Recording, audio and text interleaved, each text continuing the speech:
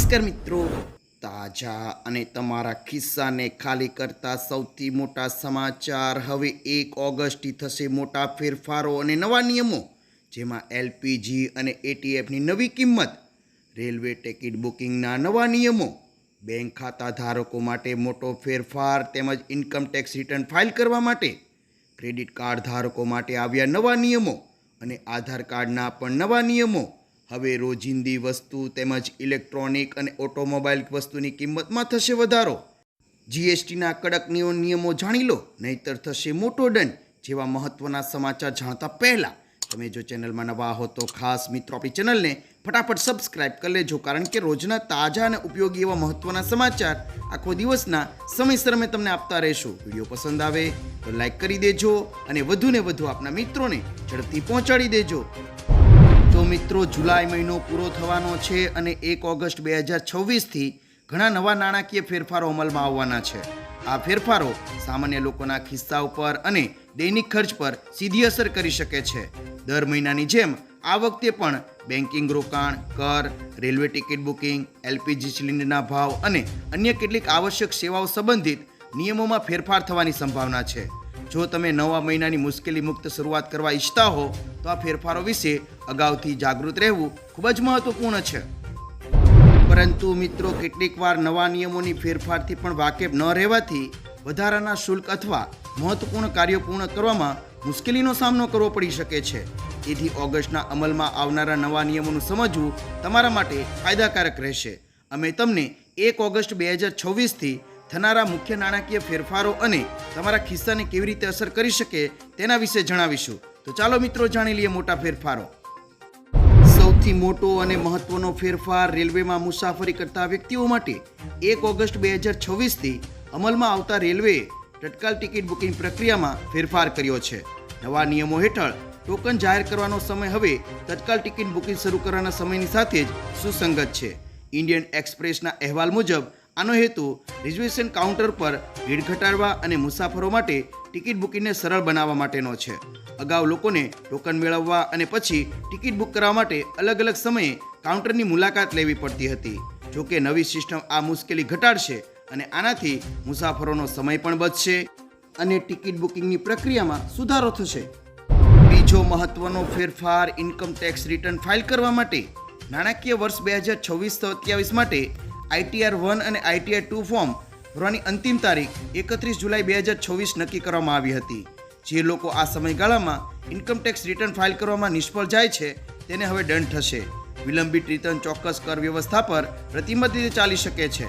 જોકે વ્યવસાયો અને ઓડિટ કરવાના લોકો માટે ITR 3 અને ITR 4 ફાઇલ કરવાની અંતિમ તારીખ 31 ઓગસ્ટ 2026 છે. ITR 3 અને ITR 4 ઓડિટ થયેલા કેસોમાં ફાઇલિંગ કરવાની અંતિમ તારીખ 31 ઓક્ટોબર 2026 છે. વિલંબિત રિટર્ન ફાઇલ કરવાની અંતિમ તારીખ 31 ડિસેમ્બર છે અને સુધારેલા રિટર્ન માટે માર્ચ 31 લઈને 2027 છે. અપડેશન રિટર્ન ફાઇલ કરવાની છેલ્લી તારીખ 31 માર્ચ 2031 છે. આગળનો મહત્વનો ફેરફાર ક્રેડિટ કાર્ડ ધારકો માટે. ઘણી બેંકોએ 1 ઓગસ્ટથી તેના ક્રેડિટ કાર્ડના નિયમમાં ફેરફાર કરી શકે છે. આમાં રિવોર્ડ્સ પોઈન્ટ, ચાર્જ, ફી અથવા અન્ય સેવાઓમાં ફેરફાર સામેલ થઈ શકે છે. કેટલીક બેંકો તેના ફિક્સ ડિપોઝિટ એટલે કે FD પરના વ્યાજ દરોમાં ફેરફાર પણ કરી શકે છે. વધુમાં, જો RBIની MPC એટલે કે નાણાકીય નીતિ સમિતિની બેઠક આ સમયગાળા દરમિયાન રેપો રેટ અંગેનો નિર્ણય લે છે તો તે લોન, EMI અને FDના વ્યાજ બંનેને અસર કરી શકે છે. તેથી નવા મહિનાની શરૂઆતમાં તમારી બેંકના અપડેશનનું તપાસવાનું તમે ભૂલશો નહીં. આગળના મહત્વના ફેરફારની વાત કરીએ મિત્રો, તો ઈરાન અને અમેરિકા વચ્ચેના યુદ્ધ વિશ્વભરમાં તેલ અને ગેસ પુરવઠા પર અસર કરી છે. માર્ચમાં LPGના ભાવમાં ₹60 સુધીનો વધારો કરવામાં આવ્યો હતો. ત્યારબાદ જૂનમાં વાણિજ્યિક ગેસના ભાવમાં પણ વધારો કરવામાં આવ્યો હતો. દિલ્હીમાં ગેસના ભાવો અત્યારે ₹942 છે. દર મહિનાની પહેલી તારીખની જેમ LPG સિલિન્ડરના ભાવ 1 ઓગસ્ટ 2026ના રોજ બદલાઈ શકે છે. ઓઇલ માર્કેટિંગ કંપનીઓ ઘરેલું અને વાણિજ્યિક ગેસ સિલિન્ડર બંને પર નવો દર જાહેર કરી શકે છે. ભાવ વધારો રસોડાના બજેટને અસર કરી શકે છે, જ્યારે ઘટાડો ગ્રાહકને મોટી રાહત પણ આપશે. હવે દેશના તમામ આધાર કાર્ડ ધારકો ખાસ જાણી લો, આધાર કાર્ડના નિયમો 1 ઓગસ્ટથી બદલાશે. ભારતીય બેંકો અને વીમા કંપનીઓ ઓગસ્ટ 2026માં એક સામાન્ય ગ્રાહક ઓળખ પ્રણાલી લાગુ કરશે. આમાં સંપત્તિ સંચાલકોનો સમાવેશ થશે.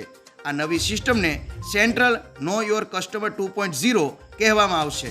ખાતા ખોલતી વખતે અને માહિતી અપડેટ કરતી વખતે સંસ્થાઓને ફક્ત કેન્દ્રીય રજિસ્ટ્રેશનની સંગ્રહિત ડેટાને એક્સેસ કરવા માટે ગ્રાહકોની સંમતિની જરૂર પડશે. આ માટે કોઈપણ પ્રકારની છેતરપિંડી અટકાવવામાં જે મદદ પણ કરશે.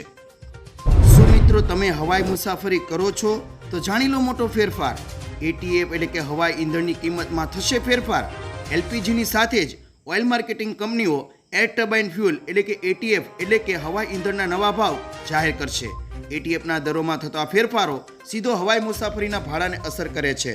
જો દરો ઘટશે તો ફ્લાઇટની ટિકિટ સસ્તી થઈ શકે છે અને જો વધશે તો મુસાફરી મોંઘી પણ બની શકે છે. હવે બેંક ખાતા ધારકો ખાસ જાણી લો, બેન્કિંગ ચાર્જમાં થશે બદલાવ.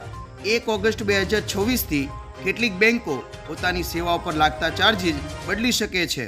ઉજ્જવળી સ્મોલ ફાઇનાન્સ બેંક એ પોતાના ગ્રાહકો માટે એસએમએસ ચાર્જમાં સુધારો લાવી શકે છે, જે માસિક લિમિટ 30 પૈસા પ્રતિ એસએમએસ રહેશે. ગ્રાહકોને ડેબિટ કાર્ડ મેન્ટેનન્સ ફી કે અન્ય સર્વિસ ચાર્જ માટે પોતાના બેંક પાસેથી માહિતી મેળવવાની સલાહ પણ આપી રહેવામાં આવી છે. આગળના તમારા ખિસ્સાને ખાલી કરતા મહત્વના સમાચાર. હવે એફએમજીસી પ્રોડક્ટ અને ઇલેક્ટ્રોનિક વસ્તુઓ થશે મોંઘી. ઓગસ્ટ મહિનાથી મોંઘવારીનો સામનો કરવો પડી શકે છે. માર્કેટ નિષ્ણાતોના જણાવ્યા અનુસાર એફએમજીસી પ્રોડક્ટ એટલે કે ચા, હેર ઓઇલ, સાબુ, શેમ્પૂ વગેરે જેવી રોજિંદી વસ્તુના ભાવમાં 6 થી 8% સુધીમાં વધારો થઈ શકે છે. એટલું જ નહીં મિત્રો, તમને વધુમાં જણાવી દે, ઇલેક્ટ્રોનિક વસ્તુ એટલે રેફ્રિજરેટર, વોશિંગ મશીન અને ટીવી જેવા સાધનોમાં 4 થી 6% સુધી મોંઘવારી વધી શકે છે. તે ઉપરાંત સ્માર્ટફોન અને ઓટોમોબાઈલની વાત કરીએ તો મેમરી ચિપ મોંઘી થવાને કારણે સ્માર્ટફોનના ભાવ વધી શકે છે. જ્યારે ઇનપુટ કોસ્ટ વધવાના કારણે ઓટોમોબાઈલ કંપનીઓ પણ વાહનોની કિંમતમાં વધારો કરી શકે છે. આગળનો મહત્વનો મોટો ફેરફાર જાણી લો, નહીતર થશે મોટો દંડ. પગારદાર અને કરદાતાઓ માટે આવકવેરા રિટર્ન ફાઇલ કરવાની છેલ્લી તારીખ 31 જુલાઈ પૂર્ણ થશે.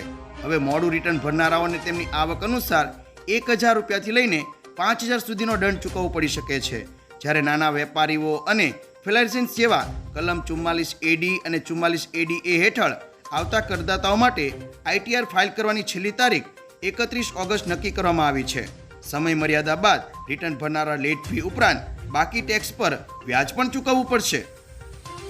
વધુમાં મળતી માહિતી મુજબ 1 ઓગસ્ટથી સેબી ઓપન માર્કેટ શેર બાયબેકની પ્રક્રિયા શરૂ કરી રહ્યું છે. નવી વ્યવસ્થા મુજબ કંપનીઓ પોતાના ચૂકવેલ મૂડી અને ફી રિઝર્વના તમામ 15% સુધી શેર બાયબેક કરી શકશે. ઉપરાંત 12 ઓગસ્ટે MSCI ગ્લોબલ ઇન્ડેક્સની ત્રિમાસિક સમીક્ષા થવાની હોવાથી ભારતીય શેર બજારમાં વિદેશી રોકાણકારોને રોકાણ પર તેની અસર જોવા મળી શકે છે. ત્યારબાદ 1 ઓગસ્ટથી જીએસટી નેટવર્ક ઈ-વે બિલ સંબંધિત નિયમો વધુ કડક બનાવી રહ્યું છે.